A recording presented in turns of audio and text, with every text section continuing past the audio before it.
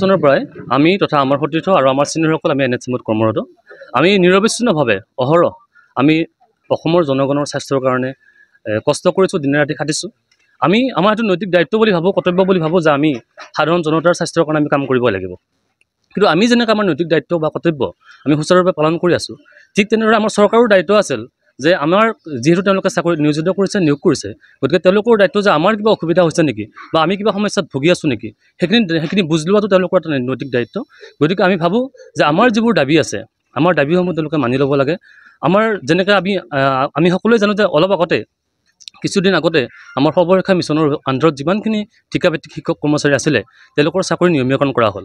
গতিকে আমিও এটা তেনেকুৱা মিছনতে কাম কৰা মানুহ। তেনেকৈ তেওঁলোক যেনেদৰে সৰ্বশিক্ষা মিছনত কাম কৰে, আমি স্বাস্থ্য অভিযান আণ্ডাৰত কাম কৰা মানুহ, আমিও এটা মিছনতে আণ্ডাৰত কাম কৰা মানুহ। গতিকে আমি স্বাস্থ্য মিছনত কাম কৰা মানুহ হিচাপে আমিও বিচাৰোঁ যে আমাৰ ন্যায্য দাবীবোৰ আমাৰ তেওঁলোকে মানি লওক। আমাৰো চাকৰি এটা স্পেচিয়েল ৰিক্ৰুটমেণ্ট ড্ৰাইভৰ জৰিয়তে আমাৰ চাকৰিসমূহ তেওঁলোকে নিয়মীয়া কৰক। আৰু আমাৰ যিটো equal pay for equal work, সমকামৰ সম দৰমহা যিটো আমি বিচাৰি আছোঁ, যিটো আমাৰ ন্যায্য দাবী হিচাপে আমি গোটেই অসম জুৰি যে আন্দোলন অব্যাহত ৰাখিছোঁ, আমি সেইখিনি দাবীও মানি লৈ চৰকাৰী নৈতিক দায়িত্ব তেওঁলোকে পালন কৰক।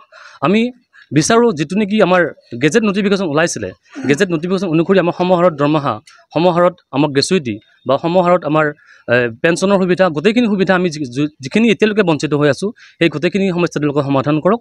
আমাৰ দাবীসমূহ চৰকাৰে মানি লওক আৰু আমাক আগন্তুক দিনত আমাৰ দেহ মন ভালে থাকিলেহে আমি আমাৰ নিজৰ কৰ্তব্য আমি সুচাৰুৰূপে পালন কৰিব পাৰিম। কিন্তু আমি যদি আমাৰ ন্যায্য দাবীসমূহ যদি মানি নলয়, তেতিয়াহ'লে আমি আমাৰ দাবীসমূহ মানি নল'লে আমি বিষণ্ণ মন এটা লৈ আমি মানসিক ভাৰসাম্য হেৰুৱাই বা মানসিক অৱসাদৰে ভাৰাক্ৰান্ত হৈ জুৰুলা হৈ সৰ্বস্বান্ত হৈ আমি সাধাৰণ জনতাৰ স্বাস্থ্য তথা তেওঁলোকৰ গোটেইখিনি দায়িত্ব আমি কেনেকৈ সমাধান কৰিব পাৰিম সেই বিষয়ে আমি চিন্তিত হৈছোঁ। আৰু এয়া নিশ্চয়কৈ আমাৰ জনতাৰ কাৰণে এটা ক্ষতিকাৰক হিচাপে আগন্তুক দিনত পৰিগণিত হ'ব।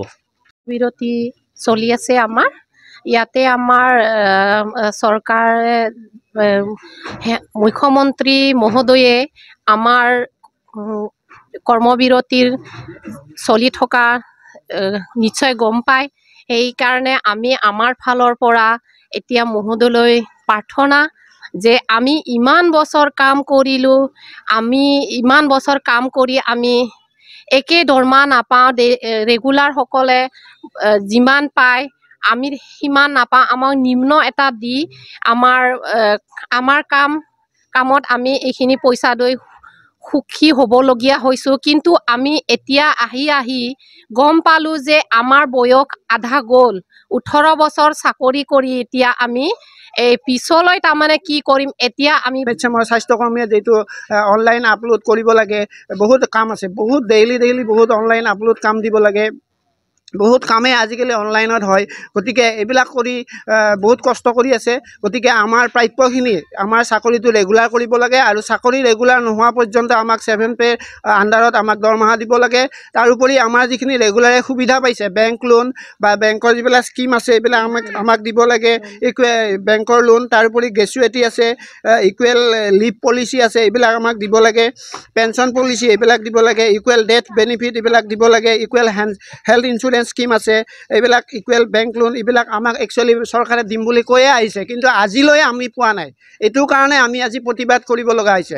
আৰু যিখিনি ৰেগুলাৰ আছে, চৰকাৰ স্বাস্থ্যকৰ্মী ৰেগুলাৰ আছে, তেওঁলোকৰ দৰমহাৰ আমি মানে 100 ভাগৰ চাগে 30 ভাগ মানহে আমি দৰমহা পাওঁ।